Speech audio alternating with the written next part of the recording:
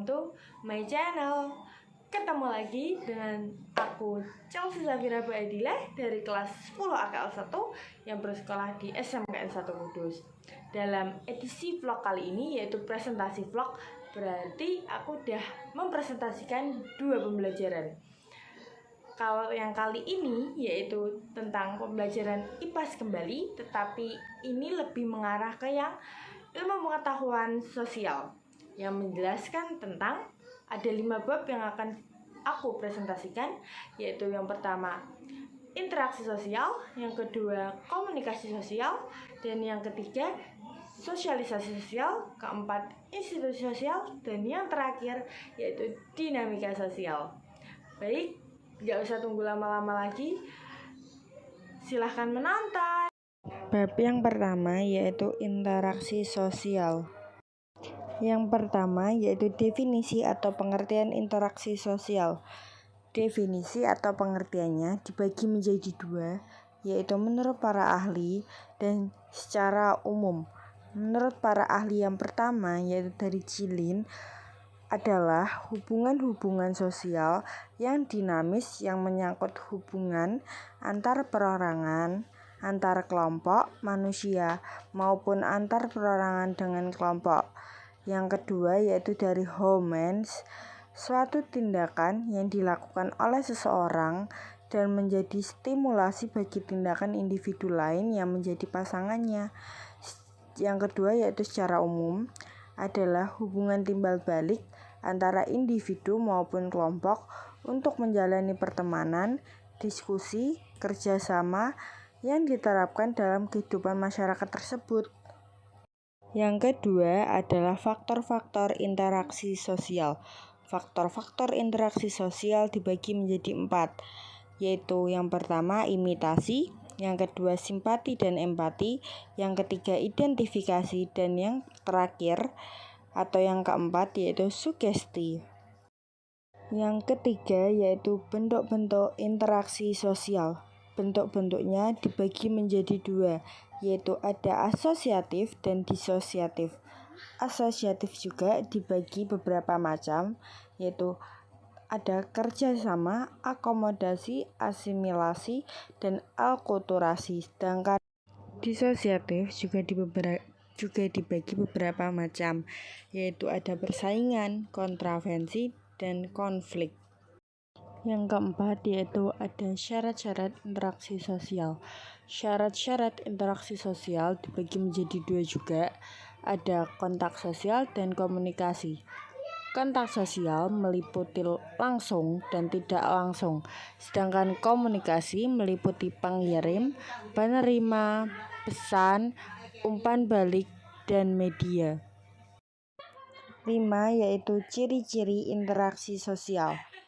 Ciri-ciri interaksi sosial yang pertama yaitu pelakunya lebih dari 1 orang. Yang kedua ada komunikasi di antara pelaku melalui kontak sosial. Yang ketiga mempunyai maksud dan tujuan yang jelas. Yang keempat ada dimensi waktu yang akan menentukan sikap aksi yang sedang berlangsung.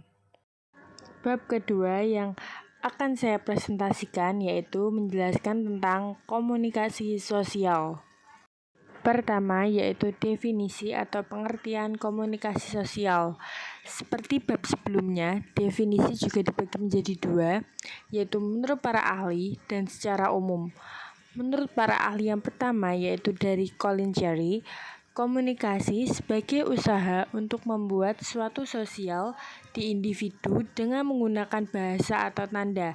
Sedangkan yang kedua yaitu dari Effendi, bidang studi komunikasi yang mengeksplorasi bagaimana informasi dapat diterima, ditransmisikan, dan dipahami, serta dampaknya terhadap masyarakat. Yang kedua yaitu secara umum, sebuah kegiatan berkomunikasi dengan suatu arah dan tujuan mendapat pencapaian pada suatu kondisi interogasi sosial. Yang kedua adalah ciri-ciri komunikasi sosial. Ciri-ciri komunikasi sosial yaitu Terjadi komunikasi antar komunikator dan komunikan melalui kontak sosial. Yang ketiga yaitu jenis-jenis komunikasi sosial. Jenis-jenis komunikasi sosial dibagi menjadi dua, yaitu komunikasi verbal dan komunikasi nonverbal. Yang komunikasi verbal adalah penyampaian informasi yang bisa dilakukan secara langsung dengan atau menggunakan bahasa isyarat. Sedangkan yang nonverbal yaitu menggunakan bahasa tubuh, gerak tubuh, dan ekspresi wajah untuk menyampaikan informasi kepada orang lain. Yang keempat yaitu syarat-syarat komunikasi sosial. Syarat-syarat tersebut dibagi menjadi tiga, yaitu ada pengirim, penerima, dan pesan. Pengirim atau yang bisa disebut dengan sender adalah pihak yang mengirim pesan, sedangkan penerima atau istilah lainnya dengan receiver, pihak yang menerima pesanan. Sedangkan pesan atau bisa disebut juga message adalah isi atau informasi yang disampaikan penerima kepada pengirim. 5. Tujuan komunikasi sosial. Tujuan komunikasi sosial dibagi menjadi 4, yaitu adanya saling berinteraksi, memecahkan masalah sosial, membahas masalah sosial, dan yang terakhir yaitu saling membantu. 6. Faktor-faktor komunikasi sosial. Faktor-faktor komunikasi sosial yang pertama adalah pengetahuan, yang kedua perkembangan, yang ketiga persepsi, keempat peran dan hubungan, yang kelima yaitu lingkungan, keenam emosi, ketujuh kondisi fisik, dan yang terakhir yaitu yang kedelapan jenis kelamin. Bentuk-bentuk komunikasi sosial yaitu ada akomodasi, asosiatif, dan asimilasi, dan yang terakhir yaitu disosiatif. Bab yang ketiga yaitu tentang sosialisasi sosial. Definisi atau pengertian sosialisasi sosial. Definisi terbagi menjadi dua, yaitu menurut para ahli dan secara umum. Menurut para ahli yang pertama yaitu dari Peter L. Birch, yaitu yang menjelaskan tentang sosialisasi adalah proses belajar seorang anak untuk menjadi anggota yang dapat berpartisipasi di dalam kehidupan masyarakat.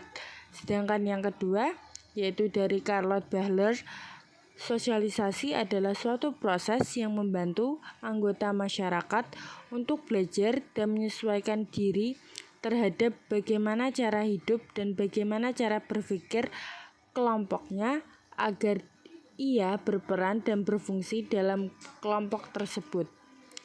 Yang kedua yaitu secara umum. Secara umum, sosialisasi adalah proses pemindahan ide atau gagasan dari masyarakat ke individu. Yang kedua yaitu jenis-jenis sosialisasi. Jenis-jenis sosialisasi terbagi menjadi dua, yaitu sosialisasi primer dan sosialisasi sekunder. Sosialisasi primer adalah sosialisasi yang pertama yang dijalani individu masa kecil dengan belajar menjadi anggota masyarakat, yaitu keluarga. Sedangkan sosialisasi sekunder, suatu proses sosialisasi lanjutan setelah sosialisasi primer yang memperkenalkan individu ke dalam kelompok tertentu dalam masyarakat. Syarat-syarat sosialisasi sosial yaitu yang pertama, apa yang disosialisasikan merupakan informasi yang akan diberikan kepada masyarakat berupa nilai, norma, dan peran. Sedangkan yang kedua, bagaimana cara mensosialisasikan melibatkan proses pembelajaran. Sedangkan yang ketiga yaitu siapa yang mensosialisasikan, institusi, media massa, individu, dan kelompok. Yang keempat yaitu fungsi-fungsi sosialisasi sosial. Fungsi-fungsinya terbagi menjadi dua, yaitu antara sudut pandang individu dan kepentingan masyarakat. Sudut pandang individu ialah sosialisasi yang berfungsi sebagai sarana pengenalan, pengakuan, dan penyesuaian diri terhadap nilai-nilai, norma, struktur sosial. Sedangkan kedua yaitu kepentingan masyarakat. Sosialisasi berfungsi sebagai sarana pelestarian, penyebarluasan, dan pewarisan nilai-nilai serta norma sosial. 5. Yaitu tahap-tahap sosialisasi sosial. Tahap-tahapnya terbagi menjadi 2, yaitu ada tahap persiapan atau istilah lainnya dengan preparatory stage. Sedangkan yang kedua tahap meniru yaitu play stage. Sedangkan ketiga tahap siap bertindak yaitu game stage. Dan yang keempat tahap penerimaan norma kolektif atau yang disebut dengan generalized authority. Faktor-faktor sosialisasi primer yaitu sifat dasar, lingkungan prenatal, perbedaan individu, lingkungan, dan motivasi.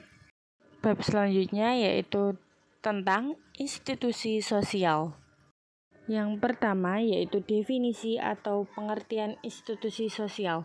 Seperti bab-bab yang sebelumnya, definisi ini juga dibagi menjadi 2, yaitu menurut para ahli dan secara umum.